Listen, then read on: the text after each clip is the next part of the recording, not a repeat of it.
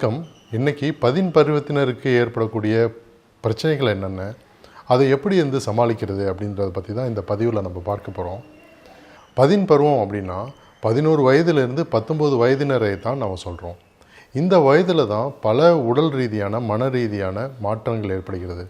உதாரணமாக இவர்களுக்கு அதிகமாக செக்ஷுவல் ஹார்மோன்ஸ், அதாவது டெஸ்டோஸ்டிரான், ஈஸ்ட்ரோஜன் அல்லது ப்ரோஜெஸ்ட்ரான் போன்ற ஹார்மோன்கள் அவர்களுக்கு சுரக்க ஆரம்பிக்குது.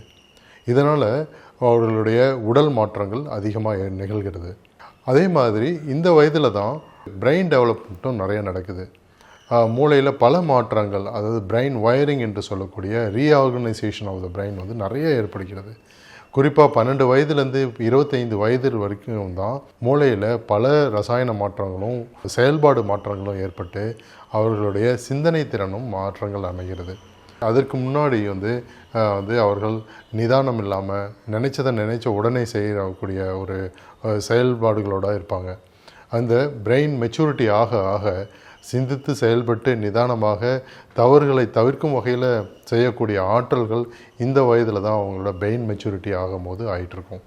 இந்த மாதிரியான முக்கியமான பருவத்தில் அவர்களுக்கு சரியான வழிகாட்டுதலும் நடைமுறைகளும் இல்லாத காரணத்தினால பல்வேறு சிக்கல்கள் ஏற்படுகிறது. அது என்னென்ன அப்படின்றத தான் இந்த காணொலியில் நம்ம பார்க்க போகிறோம். 1990லேருந்து 2010 வரைக்கும் கிட்டத்தட்ட 20 வருடங்கள் WHO நடத்தப்பட்ட குளோபல் பர்டன் ஆஃப் டிசீஸ் என்ற சர்வேயை நடத்துனாங்க. அதாவது உலகத்தில் எந்தெந்த மாதிரியான நோய்கள்னால் பாதிக்கப்பட்டிருக்காங்க அப்படின்னு ஒரு சர்வதேச அளவில் எடுத்தாங்க. அதில் பருவத்தினருக்கு தான் அதிக அளவில் மனநல பிரச்சனைகளான மனப்பதற்றம், மனசோர்வு ஏற்படுவதாக அந்த ஆய்வில் கூறியிருக்காங்க. 2000 இங்கிலாந்தில் ஒரு இதே மாதிரியான ஒரு ஆய்வு நடத்துனாங்க. அதுலேயும் கிட்டத்தட்ட 11% பருவத்தினர் மனநலம் சார்ந்த பிரச்சனைகளால் பாதிக்கப்பட்டுள்ளதாக அந்த ஆய்வில் கூறியிருக்காங்க. மேலும் சமூகத்தில் பின்தங்கிய வகுப்பினரை சேர்ந்தவர்களுக்கும் அல்லது கல்வி தகுதியில் மேன்மை அடையாத ஒரு பெற்றோர்களுக்கு பிறந்திருக்க குழந்தைகளுக்கும் தான் அந்த மனநலம் சார்ந்த பிரச்சனைகள் அதிகம் ஏற்படுவதாகவும், அது மட்டும் இல்லாமல் வன்முறை, போதைப்பொருள் உபயோகப்படுத்துதல் அல்லது நடத்தை கோளாறு போன்ற பல பிரச்சனைகள் பருவத்தினருக்கு அதிகம் ஏற்படுவதாக அந்த ஆய்வில் கூறியிருக்காங்க. பொருளாதாரத்தில் பின்தங்கிய மக்களுக்கு தங்களுடைய குழந்தைகளுக்கு என்னென்ன மாதிரியான தேவைக்கு ஏற்ற மாதிரியே ஒரு பொருட்களை வாங்கி கொடுக்காத நிலையில் இருக்கும் போது அவர்கள் மற்றவர்களோட தங்களை ஒப்பிட்டு ஒரு தாழ்வு மனப்பான்மை அவர்களுக்கு ஏற்படுவதாக நம்ம பார்க்குறோம். அது மட்டும் இல்லாமல் இந்தியா போன்ற நாடுகளில் எந்த பள்ளியில் படிக்கிறோம் அப்படின்றத பொறுத்தே ஒரு ஏற்றத்தாழ்வு நிலை நம்ம இந்தியா போன்ற நாடுகளில் இருக்குது. அதனால் மற்ற ஒரு மாணவர் மற்றவர்களை ஒப்பிட்டு ஒரு தாழ்வு மனப்பான்மை ஏற்படுவதற்கும் அதிக வாய்ப்புகள் இருக்குது. பள்ளிக்கூடத்தில் பருவத்தினர் பல்வேறு பிரச்சனைகளை எதிர்கொள்கிறாங்க.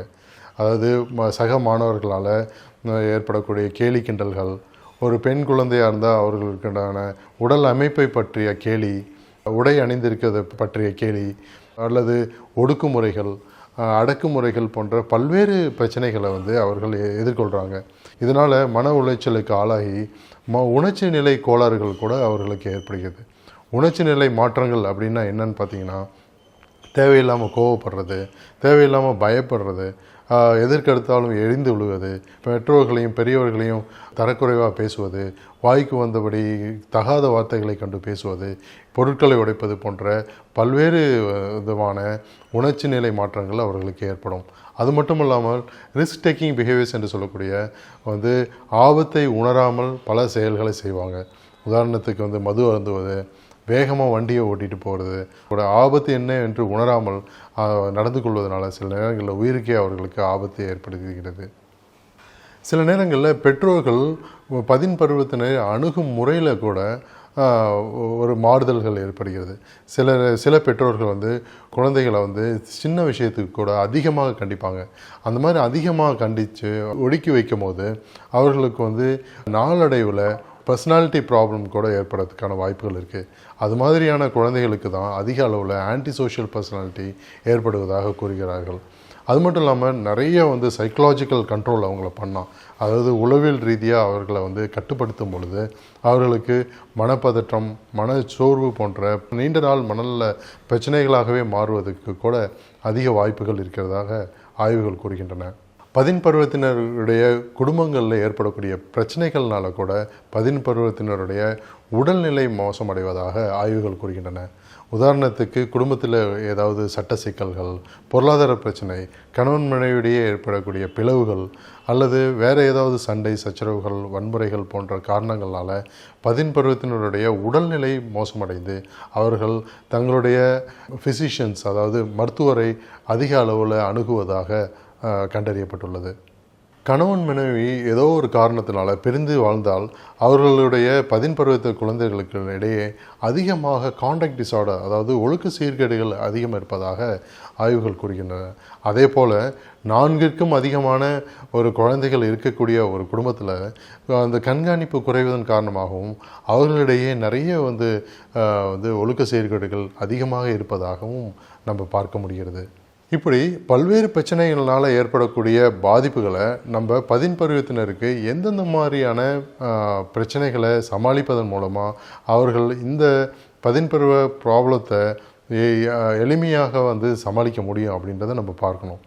கோப்பிங் ஸ்கில்ஸ் என்று சொல்லக்கூடிய ஒரு ஒரு ஒரு பிரச்சனைகளை சமாளிக்கக்கூடிய வழிவகைகள், அதாவது ஒரு ப்ராப்ளம் இருந்தால் அதை எப்படி சமாளிப்பது, எந்த மாதிரியான உதவி அணுகுவது, எப்படி போய் மற்றவர்களிடம் அணுகி தன்னுடைய பிரச்சனைகளை சொல்லி அதற்கான தீர்வுகளை காண்பது என்பது போன்ற பிரச்சனைகளை வந்து அவர்களுக்கு கற்றுத்தர வேண்டும். சிலர் வந்து கோபப்பட்டால் அவர்கள் உடனே வந்து ஆத்திரப்பட்டு சாப்பிட மாட்டார்கள், தங்களுக்கு தானே காயப்படுத்தி கொள்வார்கள் அல்லது வந்து ஏதாவது பொருட்களை போட்டு உடைப்பார்கள். இப்படி எப்படி நடந்து கொள்வது என்று தெரியாமல் வந்து மேலடாப்டிவ் மெக்கானிசம்ஸ் என்று சொல்லக்கூடிய தகாத வழிகளை அவர்கள் பின்பற்றுவார்கள். இதை வந்து நம்ம எப்படி வந்து சரி செய்யணும் அப்படின்னா அவர்களுக்கு கோப்பிங் ஸ்கில்ஸ் மெக்கானிசம் சொல்லிக் கொடுப்பதன் மூலமாக அவர்கள் வந்து ஒரு சின்ன சின்ன பிரச்சனைகளை அவர்கள் தகுந்த முறையில் ஒரு ஆசுவாசப்படுத்திக்கிறது, ப்ரீதிங் எக்ஸசைஸ் பண்ணிக்கிறது, தன்னுக்கு தானே வந்து அமைதிப்படுத்திக்கிறது, ஒரு பிரச்சனைகள் இருந்தால் அதை வந்து விலகி நிற்பது, அதுபடி என்ன பல முறைகளில் ஒரு பிரச்சனைகளை தவிர்ப்பதும் சமாளிப்பதுக்கும் அவர்களை வந்து சொல்லித்தர வேண்டும். சில பெற்றோர்கள் வந்து குழந்தைகளுக்கு வந்து அவர்கள் கேட்ட உடனேயே வாங்கி தருவாங்க. இதனால் குழந்தைகள் வந்து தங்களுக்கு தேவையானது உடனே கிடைச்சிடும் அப்படின்ற ஒரு மனப்பான்மையில் இருப்பாங்க. இதற்கு டிலேடு கிராட்டிஃபிகேஷன் என்று சொல்லக்கூடிய ஒரு மெத்தடு தான் ஃபாலோ பண்ணணும்.